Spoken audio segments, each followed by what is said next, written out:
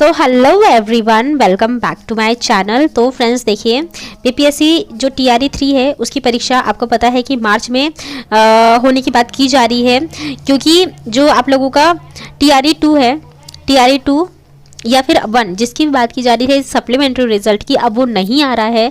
आपको पता है 1-2 दिन पहले मैं अपने टेलीग्राम चैनल पे डाल चुकी थी कि ये रिजल्ट, सप्लीमेंट्री रिजल्ट अब नहीं देंगे, ये डायरेक्ट अब जितनी भी इसमें सीट्स बच रही है वो सारी टीआरई 3 में जोड़ेंगे। और आपको पता है कि नीतीश कुमार जी फिर से सीएम बने हैं, तो उन्होंने उतनी ही तेज़ी से टीआरई 3 की भी बात कर दी गई है, जो कि अगस्त में होने वाली थी। हर एग्ज़ाम अगस्त में था स्केड्यूल्ड, तो बीपीएससी के द्वारा जारी किया गया था। तो अब वो अगस्त में ना होके मार्च में बात की जा रही है, और इसका फॉर्म आप लोगों का फरवरी में भराना शुरू हो जाएगा। तो बहुत तेज़ी से सारा काम हो रहा है, इसलिए आप लोग तैयारी में लग जाइए। बाकी आपको पता है कि सीटेट पेपर लीक हुआ है और उसमें गिरफ्तारी भी हो चुकी है, और इसी वजह से देखिए सीटेट पेपर लोग का यही था कि सीटेट पास कर ले ताकि वो टीआरई 3 में अपीयर हो सके, क्योंकि इसमें अपीयरिंग वालों को नहीं बैठने देंगे। तो आप लोगों का, बहुत सारे लोगों का निकल गया होगा, तो आप लोग, अगर आपको लग रहा है कि निकल चुका है आप लोगों का, तो आप लोग तैयारी में लग जाइए, क्योंकि टाइम आपको नहीं मिलने वाला है। एक ही महीने मिलेगा, हर बार एक ही महीने मिलता आया है, तो इस बार भी ऐसे ही होगा। बाकी बीटीसी, बीएड और सीटेट तीनों के लिए बहुत ही सुनहरा मौका है।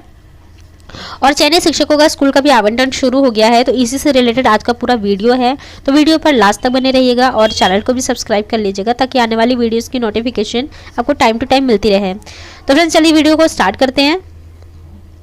तो यहाँ देखिए, पहले मैं आपको बता देती हूँ, ये देखिए यहाँ पर पेपर लीक मामले में गायघाट का छात्र गिरफ्तार। छात्र के मोबाइल से मिला प्रश्न पत्र का नमूना और परीक्षा शुरू होने से पहले किया गया वायरल। सीटेट का प्रश्न पत्र लीक करने के मामले में पुलिस ने गायघाट के पटशर्मा गांव के छात्र सत्यम कुमार को गिरफ्तार कर जेल भेज दिया, और पेपर लीक करने में उसकी मुख्य भूमिका थी।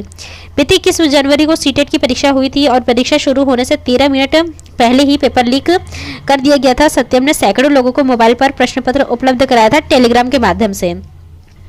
उसमें ग्रुप बनाकर, चैनल बनाकर बांटा था, और मामले में गायघाट थाने में आईटी एक्ट व परीक्षा अधिनियम के तहत एफआईआर दर्ज कर दी गई है। तो आपको पता है कि मोबाइल की वजह से कितनी ही चीज़ फास्ट हो चुकी है, इसलिए पेपर लीक का जो मामला है वो मोबाइल से ही जुड़ा है। टेलीग्राम पर चैनल बना के लोगों को बांट दिया गया है।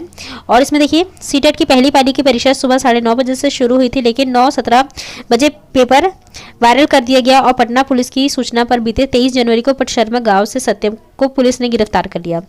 उसे जेल भेजने के बाद मुजफ्फरपुर और पटना पुलिस का उसका मोबाइल खंगाल रही है। टेलीग्राम के चैनल व ग्रुप से जुड़े सैकड़ों मोबाइल नंबर को जांच के दायरे में रखा गया है। सत्यम के मोबाइल की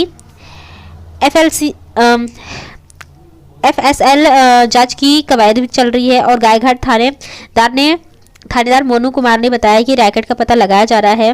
पुलिस के अनुसार सत्यम पटना के प्रतियोगिता परीक्षाओं की तैयारी करता था, और इसी दौरान पेपर लीक करने वाले बड़े रैकेट से जुड़ा था। तो आप देख रहे हैं फ्रेंड्स, इतनी सारी चीज़ें होती है कि पढ़ने वाले ही अभ्यर्थी इन सब चीज़ों में भटक जाते हैं और ऐसा काम करते हैं। खैर, ये तो गिरफ्तारी हो चुकी है। हालांकि आपको पता है कि जो एग्ज़ाम है वो कैंसिल नहीं होगा, इसी पे जिसका रिजल्ट आना होगा आ जाएगा। नेक्स्ट देखिए, थंब इम्प्रेशन जांच कराने पहुंचा फर्जी एचएम यानी हेडमास्टर।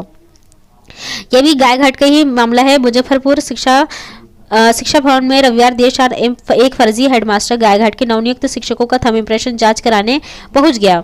गायघाट के उत्क्रमणित मवी सकरी व मवी सहनी टोला एक कैंपस में ही चलता रहा। इन दोनों स्कूल के शिक्षकों को जब जांच के लिए बुलाया गया, तो एचएम के रूप में जिस व्यक्ति को खड़ा किया गया वह रजिस्टर पर हस्ताक्षर करने नहीं आया।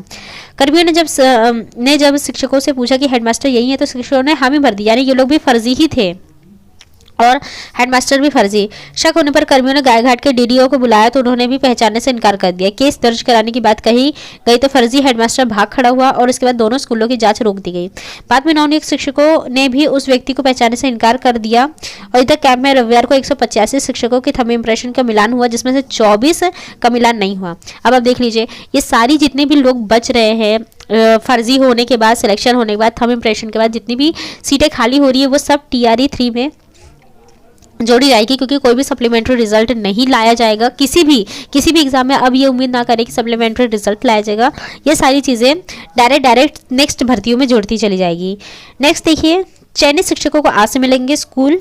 तो बिहार लोक सेवा आयोग की तरफ से दूसरे चरण में चयनित व प्रथम चरण में पूरक परिणाम में सफल रहे 96,823 विद्यालय अध्यापकों के लिए स्कूल आवंटन की कवायद सोमवार से शुरू होगी। आपको पता है कि टीआरई टीआरई जो 3 है, सॉरी टीआरई 2 है, इसमें लगभग 1,22,000 कुछ सीटें निकाली गई थी। उसमें से आपको पता है कि ये 96,823 ही सिलेक्ट लिए हैं, बाकी ये लगभग 25,000 खाली है। तो ये 25,000 टीआरई 3 में जोड़ेगा, और उसके पहले जो 25,000 थे वो सारी चीज़ें खाली होने के बाद टीआरई 3 में ये सारी सीटें जुड़ेगी। तो इस बार भी बम्पर वैकेंसी आ रही है।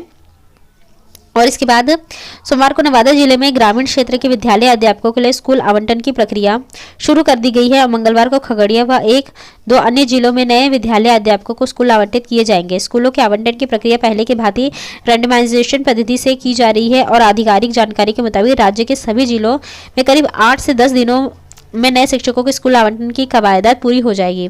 स्कूलों में योगदान उन्हीं का दिया जा रहा है जिनकी काउंसलिंग पूरी हो चुकी है। फिलहाल 90% नवनियुक्त शिक्षकों की काउंसलिंग हो चुकी है। शुरुआती दौर में स्कूल आवंटन के लिए शिक्षा विभाग ने शिक्षक को स्कूल की यूनिट मानते हुए स्कूलवार रिक्तियों की जानकारी जिलावार शिक्षकों जिलों से तलब की थी, और इसके लिए समय सीमा 20 जनवरी तय की गई थी। फिलहाल इन नवनियुक्त शिक्षकों के स्कूलों में योगदान की प्रक्रिया में करीब 15 दिनों का विलंब हो चुका है। आपको पता है कि के पाठक सर जो शिक्षा विभाग के सचिव है वो छुट्टी पे चले गए थे, फिर कहा जा रहा था कि वो इस्तीफा दे रहे हैं, इसी वजह से ये सारी चीज़ें लेट हो गई थी। लेकिन अब वापस से लाइन पर आ चुकी है सारी चीज़ें, और जल्दी इनका जो स्कूल इन्हें अलॉट हो चुका है, तब ये ज्वाइन भी कर लेंगे। बाकी नेक्स्ट न्यूज़ देखिए, ये सक्षमता परीक्षा का आवेदन कठिन शर्तों पर नहीं भरेंगे। आपको पता है कि जितने भी नियोजित शिक्षक हैं उन सबकी सक्षमता परीक्षा ली जानी है, तो इनकी शर्तें देख लीजिए क्या है जिसपे नहीं भरेंगे। बिहार माध्यमिक शिक्षक संघ ने नियोजित शिक्षकों की सक्षमता परीक्षा का आवेदन कठिन शर्तों पर भरे जाने का विरोध किया है। संघ के महासचिव व पूर्व सांसद शत्रुघ्न प्रसाद सिंह ने कहा कि सरकार जब तक विशिष्ट शिक्षक नियमावली 2023 के खंड 4 में उपबंधित सक्षमता परीक्षा के लिए 3 जिलों का विकल्प तथा अन्य विद्यालयों में जहां तहां पदस्थापना व तबादला एवं बिहार विद्यालय परीक्षा समिति द्वारा कंप्यूटर आधारित ऑनलाइन परीक्षा संबंधी कठिन शर्तों को नहीं हटाएगी, तब तक नियोजित शिक्षक सक्षमता परीक्षा के लिए आवेदन पत्र नहीं भरेंगे। उन्होंने यह सभी शिक्षक संघ व संगठन व संबंधित सभी शिक्षक समुदाय से अपील की है कि वे एकताबद्ध संघर्ष के लिए तैयार रहे। आगामी बजट सत्र की तिथि घोषित होते ही संघर्ष के निर्णय से संबंधित रूपरेखा तय कर ली जाएगी। तो मैं आपको बता दूं कि जो इसमें मेन चीज़ है कि आप लोगों को जो 3 जिले का विकल्प दिया जा रहा है एग्ज़ाम के लिए, साथ में जो इनका यहाँ वहाँ कहीं पे भी मतलब पदस्थापना या तबादला किया जाता है, ट्रांसफ़र किया जाता है, उससे रिलेटेड, और जो ऑनलाइन मोड पे एग्ज़ाम होने वाला है इनसे रिलेटेड इन्हें परेशानी है। तो ये चाहते हैं कि ऐसे ना हो, चीज़ें ऑफलाइन हो, तो इन कठिन शर्तों को हटा के एग्ज़ाम लिया जाए। इनकी ये बात सामने आ रही है, देखते हैं आगे क्या होता है। बाकी ये देख लीजिए, ये आपका टीआरई 3 से रिलेटेड है। प्राथमिक यानी 1 to 5, 6 to 8, 9 to 10 और 11 to 12 ये 29 तारीख में जारी हुआ है। विद्यालय में उपलब्ध रिक्त पद की सूचना विहित प्रपत्र में उपलब्ध कराने के संबंध में उपरोक्त विषयक आप अवगत है कि बिहार राज्य विद्यालय अध्यापक नियमावली 2023 जो दिनांक 10/4/23 को अधिसूचित हुई थी के परिप्रेक्ष्य में बिहार लोक सेवा आयोग द्वारा विज्ञापन संख्या 26-23 टीआरई 1 और 27-23 टीआरई 2 के तहत अनुशंसित अभ्यर्थियों की नियुक्ति की कार्यवाही की गई है। तो पुनः तृतीय चरण टीआरई 3 के तहत नियुक्ति की कार्यवाही की जानी है। आप अवगत है कि टीआरई 1-2 के तहत नियुक्त शिक्षकों में स्थानीय निकायों के रिक्त हुए पदों की गणना कर उसे प्रशासकीय पदवर्ग समिति से विद्यालय अध्यापक के पद का सृजन कराना आवश्यक हो गया है, और आपसे रिक्ति की सूचना अप्राप्त रहने के कारण अग्रेतर कार्यवाही बाधित है। उल्लेखनीय कि इस संबंध में आपको पूर्व में ही वांछित रिक्ति 2 दिनों के अंदर भेजने का निर्देश दिया गया था, अतः पुनः ही आपको निर्देशित किया जाता है अपने जिलों के अंतर्गत नियुक्त स्थानीय निकाय के शिक्षकों को टीआरई 1-2 के तहत विद्यालय अध्यापक के पद पर नियुक्त हो गए हैं से संबंधित रिक्ति की सूचना इस पत्र के साथ प्रपत्र 1, 2, 3, 4 के साथ 2 दिनों के अंदर अधो हस्ताक्षरित के ईमेल आईडी पर भेजना सुनिश्चित करेंगे, और इसे अति आवश्यक समझे। और यहाँ पर देख लीजिए कन्हैया प्रसाद श्रीवास्तव, और 29 तारीख में जारी किया गया। तो आप देख लीजिए यहाँ पर टीआरई 3 की भी कवायद पूरी तेज हो चुकी है, और जल्दी इसका एग्जाम भी हो जाना है। यहाँ पर भी देख लीजिए ये उच्च माध्यमिक 6 to 8 और पीआरटी, मतलब सभी में वैकेंसी इस बार भी आने वाली है, और आप लोगों को तैयारी में लग जाना चाहिए फ्रेंड्स। जितने भी सीटेड लोगों को लग रहा है कि उनका कुछ इसमें मतलब अच्छे नंबर आएंगे, वो बिल्कुल छोड़ दे स्ट्रेस, रिजल्ट का वेट बिल्कुल ना करें, बस इसकी तैयारी करें। बाकी फ्रेंड्स यही थी आज की अपडेट। बाकी जो भी नई अपडेट होगी उसे मैं अपने वीडियो के थ्रू बता दूंगी। मिलते हैं मेरे नेक्स्ट वीडियो में। Till then stay happy, stay healthy.